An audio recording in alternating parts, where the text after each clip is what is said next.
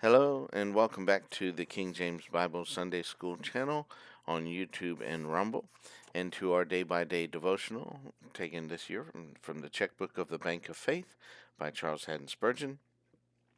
The Checkbook of the Bank of Faith by Charles Spurgeon, and it's called Faith's Checkbook, published this one by Whitaker House. Whitaker House, and this is interesting. So, I'm not going to be able to dig into this real deep. This is take two because I just went too deep, basically. But anyway, today is October the 4th, 2025. October 4th, 2025. The title from Whitaker House is The Mighty Magnet. The Mighty Magnet. Now, I believe that this devotional is still published by Christian Art Publications. I've seen it out and about. I want to say it's called 1 Minute Devotionals, but I don't know for sure. Again, that's neither here nor there. But that was an older printing. It was several years ago. And again, I thought it was published possibly by Thomas Nelson Publications. Anyway, I went to the local bookstore here. I say local. Chain bookstore, Books A Million, to look for Faith's Checkbook. See who's publishing it, how they're publishing it, are they putting those titles on there and everything. I'm going to have to do more research because they did not have a copy of this there. They had a couple of Spurgeon devotionals. One was on prayer. It's a compiled devotional. So they go into the sermons or into some writing somewhere. Might even go into morning by morning, evening by evening, or Faith's Checkbook, and find something about prayer and then put it into that day. Obviously, they're not printing the entire sermons; they're just picking and choosing some things out of it to present, on that day. Um, that was that seemed to be published by an imprint of Barber or Christian Art Publications or one of those. Maybe Whitaker House. Whitaker House has published a Bible that was there that I found. Has this Whitaker House emblem on it and everything. Called the KJV Sword or King James Bible Sword, something like that. Sword Bible. Uh, Not entirely sure.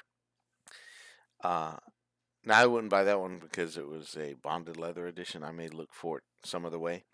Um, but it had a lot of similarities to the Defined King James Bible, in that they underlined some words that they were saying were older or archaic or hard to understand or able to be misunderstood. It seemed like they leaned toward the misunderstood question, just a few that I saw.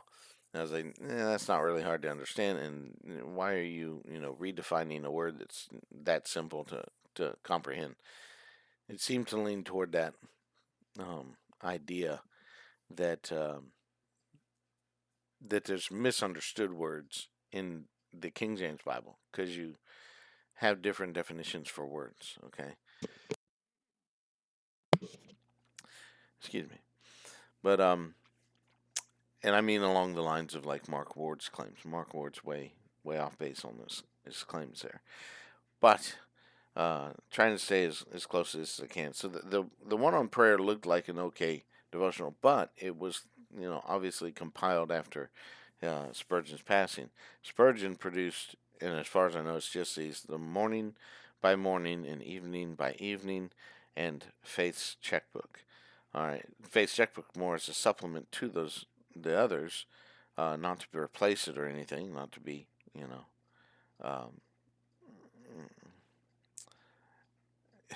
yeah, just not to replace it. So those are the three, and there are people that have asked the question. Is this Spurgeon's work or was it compiled? And it, I wouldn't say it doesn't make a difference to me.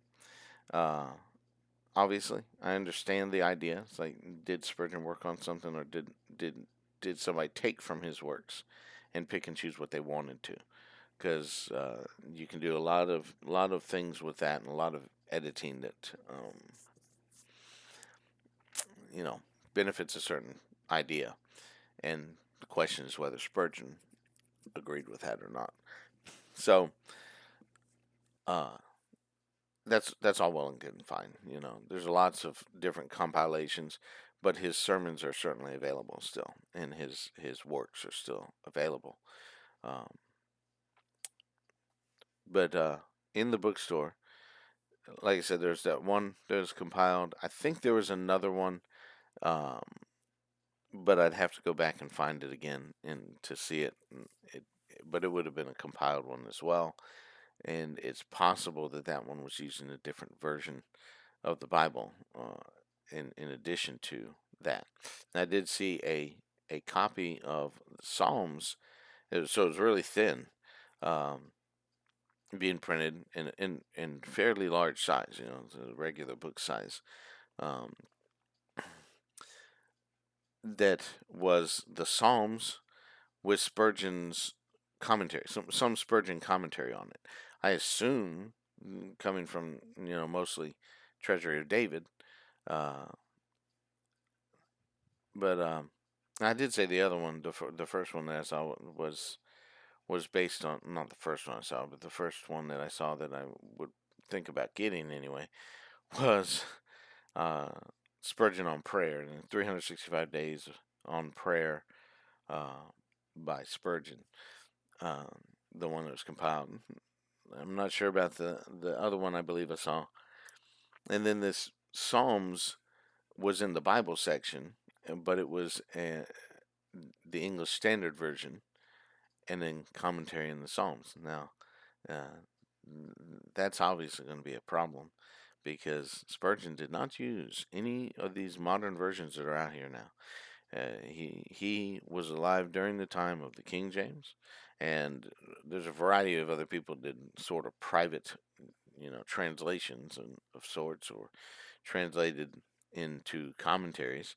Um, there's there's all of that available to be seen, but the revised version came out toward the end of Spurgeon's life. He did not live to see the American Standard Version come out in 1901. The revised standard, or I'm sorry, the revised version in 1881 to 85. The New Testament in 81, Old Testament printed in 85, and they themselves just put off the publication of the American Standard Version because they had the differences printed at the end of the revised version, and there's, I want to say, about 20 or 25 um, of those. Now I should have probably looked it up in my second take here, but not worried about that right now, really. Um, but so if you go and try to find most Bible programs and most electronic versions online, Blue Letter Bible and stuff like that, unless they added it back recently, they don't have the revised version of 1881-85. They don't publish that in their stuff anymore. Now the American Standard version is still available, and since it's that close, to the revised version, it's substantially the same thing. So you can certainly still get, again, substantially what it is, and you can see, uh, things I may point out in a different kind of a video. But um, going to this here, the English Standard Version.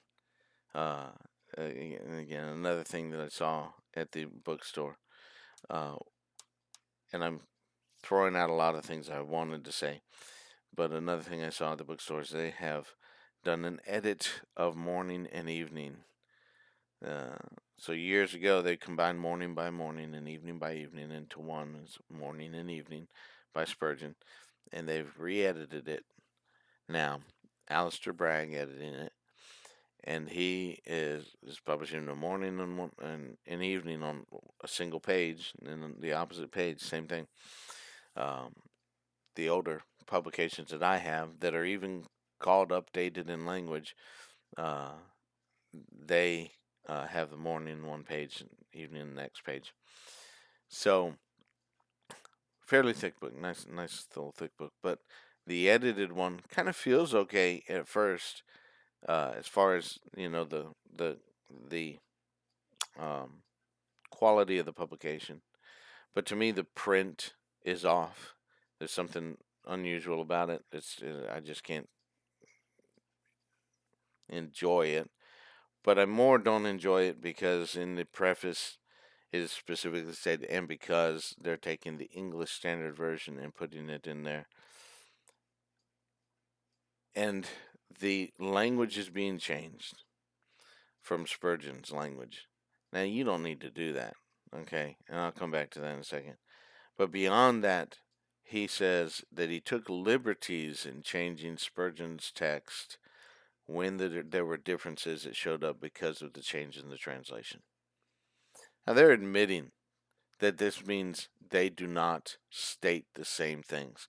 Spurgeon said something that went against the way the English Standard Version was being presented there.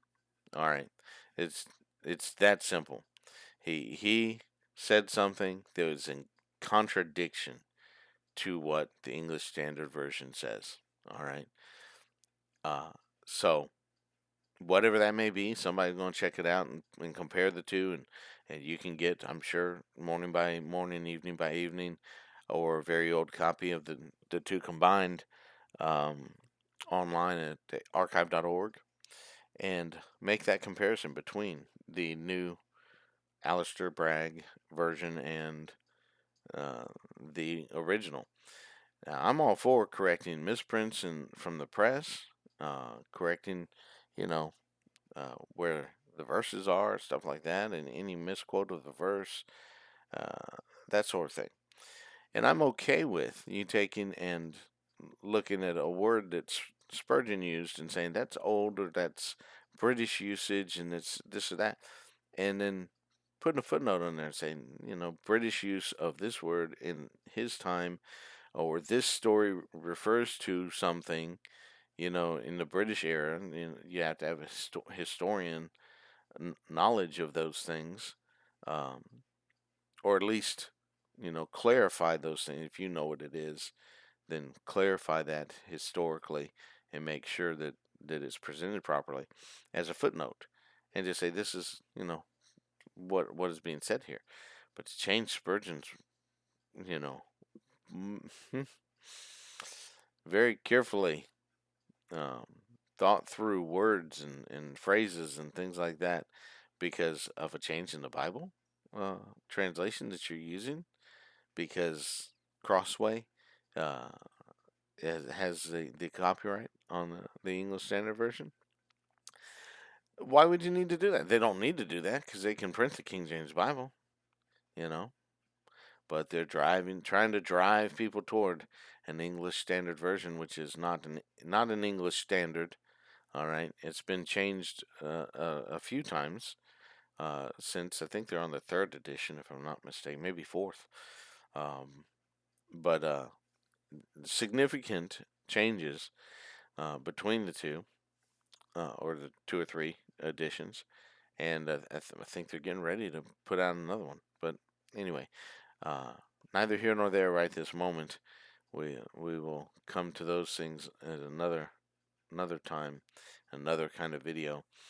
But yeah, it was very disheartening, my visit, because I couldn't find the Faith checkbook, which I do believe is still being printed. So I'm gonna keep looking. We'll look at Hobby Lobby and try to find a Lifeway and some other Christian bookstores that may be around.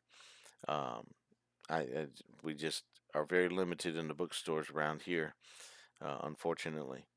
Um, I'll check at Walmart too, and some other places. I glanced at Target, but didn't really see much. Um, but yeah, the it's a the rest of the visit there, most of it anyway, was also disheartening as well. Just looking at all the different devotionals that are out there, and the the versions that are being promoted, and the way that they're trying to promote Bibles, it's very disheartening, but again, that may be better for the subject of another video instead of going so long on this one. We want to get to our devotion here, but uh, so to bring it back, to bring it back here, somebody is going to go out there and do that research and search these things out. But we're going to stick with these older printings and all that, the right stuff. Occasionally, I'll get to a dictionary and I'll define some of these words. Maybe I've left some undone uh, in previous videos that we may need to correct someday, or help out. Maybe an answer if somebody's got sees that. If you see it in the previous videos, you're like, what about this word that he says here? Put it in the comments. Let the conversation be added up. I don't block comments. Um, I mean, I would if there were terrible comments. I'm just saying I don't turn off the comments in the section. That's what I meant. I don't turn off your comments or try to keep you from commenting. So yeah, go ahead and ask questions. We'll do definitions. If I run across it, watch today, 5 or 6 words need to be defined. No, I'm kidding. I haven't had that problem yet. So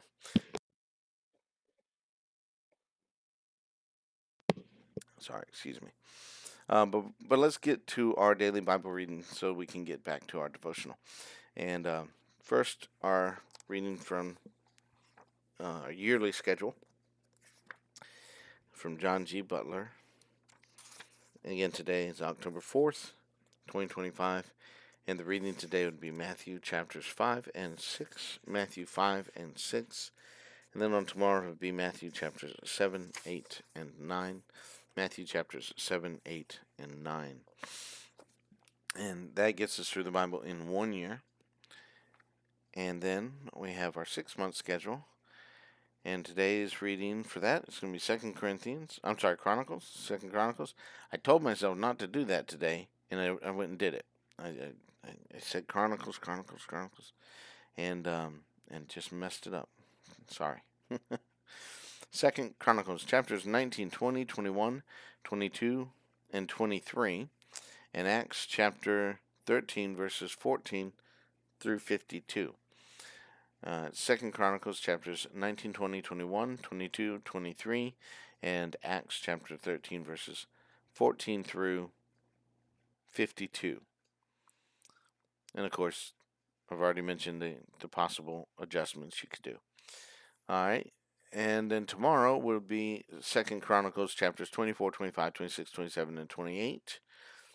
And Acts chapter 14 and Acts 15, verses 1 through 21.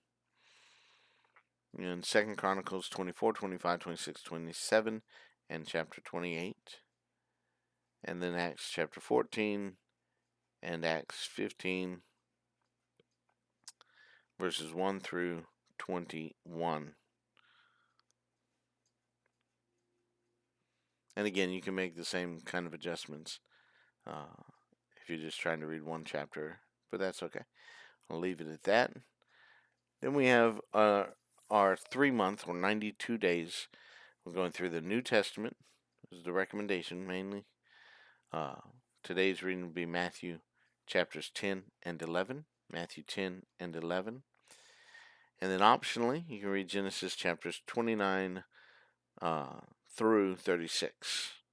Genesis 29 through 36. Then on tomorrow would be Matthew chapters 12 and 13. Matthew 12 and 13.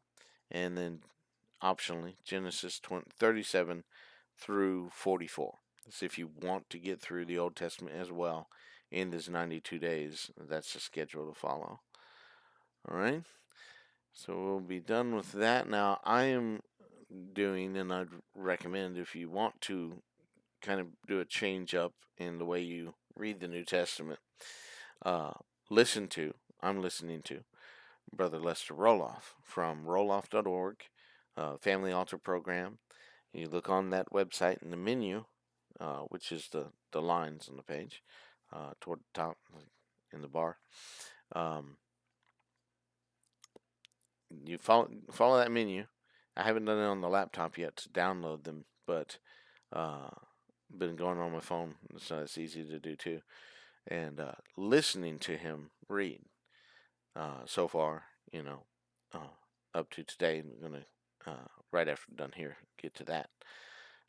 But listen to him read, and then go back and listen to him read while reading myself. Uh, trying usually doing it kind of on the drive to work, and back. Uh, well, not back, but just to drive to work. I do other things on the way back from work, but anyway. And then in my little bit of free time before work, I sit down and open my Bible and read, and I listen to him in my little ear things, and and just read along. Now, if somebody out there is a real stickler and wants to make sure that every single word's being read correctly, you might have to have AI generated, reading for it, because all the readers make mistakes. James Earl Jones has a copy of the New Testament out, so you can you could read along with him. Uh, Now this Lester Roloff, you got Stephen Johnson, you got uh, McLean. I'm sorry, I don't remember his first name right now. I almost thought I got it, but no. And then Alexander Skirby, of course, the classic. So they're all available.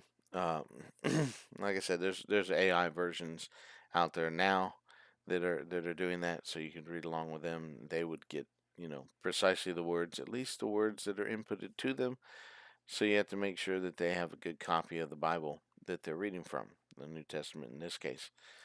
But anyway, uh, he will use some contractions and stuff. So if you know Lester Roloff and the way that he speaks, it's similar to his preaching, just how he's reading along. And it's like, wow, that's I've heard this before, even though I've never heard him read it, specifically. So it's pretty interesting. I'm enjoying it, but yeah, he occasionally might miss a word, or like I said, he's contracted like it is to its. Um, and I don't really have a problem with it because I can hear what he's saying, and of course I can read it, for myself to see that. Uh, I don't think he's intentionally missing words or anything like that, or really trying to make a deal about it.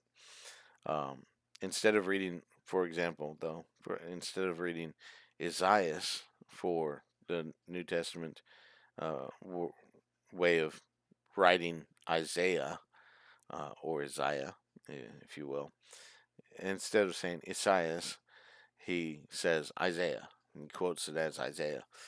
And that's fine too. It's, again, not a problem for me, but a stickler, and I'm not saying stickler for the King James because I certainly am, but a stickler for reading it perfectly is, you know, you might have a problem, just forewarning you, but you could certainly listen to it a little bit and see how you like it. I think it's just very, very nice um, uh, audio edition of the King James Bible. It's very good.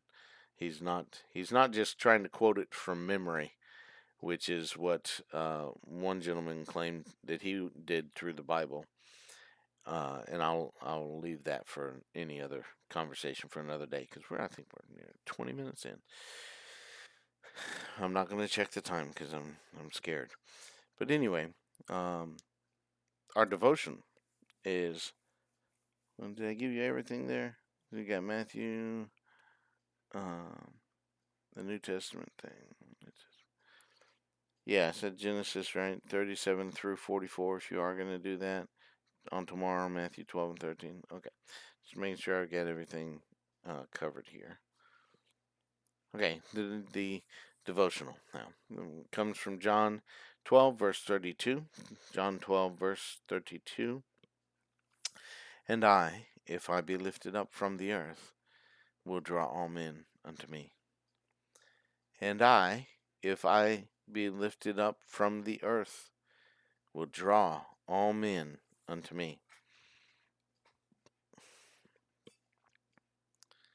Come, you workers, be encouraged. You fear that you cannot draw a congregation. Try the preaching of a crucified, risen, and ascending Savior. For this is the greatest draw that was ever yet manifested among men. What drew you to Christ but Christ? What draws you to him now but his own blessed self? If you have been drawn to religion by anything else, you will soon be drawn away from it. But Jesus was held, or has held you, and will hold you even to the end. Why then doubt his power to draw others? Go with the name of Jesus to those who have hitherto been stubborn, and see if it does not draw them. No sort of man is beyond this drawing power. Old and young, rich and poor, ignorant and learned, depraved or amiable, all men shall feel that attractive force. Jesus is the one magnet. Let us not think of any other. Music will not draw to Jesus. Neither will eloquence, logic, ceremonial, or noise. Jesus himself must draw men to himself, and Jesus is quite equal to the work in every case. Be not tempted by the quackeries of the day, but as workers for the Lord, work in his own way, and draw with the Lord's own cords. Let me say it again. But as workers for the Lord, work in his own way, and draw with the Lord's own cords.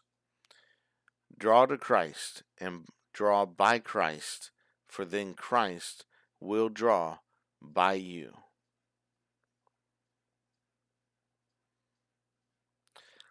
All right, so that's the reading for that today. I want to encourage you, of course, meditate on the Word of God.